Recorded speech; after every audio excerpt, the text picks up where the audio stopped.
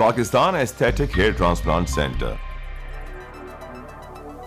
Advance pico laser technology کی بدولت جھائیوں اور براؤن دھبوں کا خاتمہ آپ کی جلد کو دے ایک نیا نکھار. نامور ایستھیٹک کنسلٹنٹ ڈاکٹر حنیف سعید کی زیر نگرانی. Phone 0341 000 6060 0345 210 5338.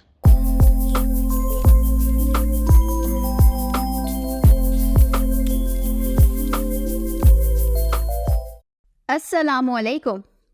Life digital news and views میں تمام دیکھنے والوں کو خوش آمدید. جن ناظرین نے ہمارے چینل کو اب تک سبسکرائب اور لائک نہیں کیا ہے وہ فوراً کر لیں. اسرائیل کا اقوام متحدہ کے اسکول اور القدس ہسپتال پر بمباری. مزاحمتی تنظیموں کا اسرائیلی فوج کے ہیڈ کوارٹر پر دھاوا. ڈرون حملے، ہر طرف آگ لگ گئی. مزید 209 فلسطینی شہید. بلوچستان اور خیبر پختونخوا میں دہشت گردوں کے حملے، 22 جوان شہید. پسنی میں 14، ڈی آئی خان میں 6، لکی مروت میں 2 سپاہی وطن عزیز پاکستان پر قربان.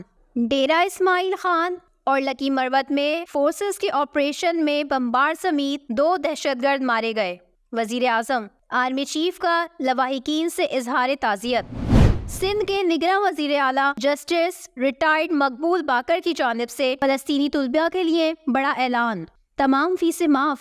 جامعات کو فلسطینی طلباء کے لیے اسکالرشپ کا بندوبست کرنے کی ہدایت. وزیر اعلیٰ کے فیصلے کا صوبے کی سرکاری میڈیکل اور انجینئرنگ میں زیر تعلیم 46 فلسطینی طلباء کو فائدہ ہوگا. ڈی جی ہیلتھ سندھ کی اسامی پر مستقل ڈی جی کی تقرری نہیں ہو سکی. معروف ماہر امراض اطفال اور پیسیفک پیڈیاٹریشن کے صدر پروفیسر محمد اقبال میمن پیڈیاٹرک کی بین الاقوامی کانفرنس میں شرکت کے لیے تائیوان روانہ.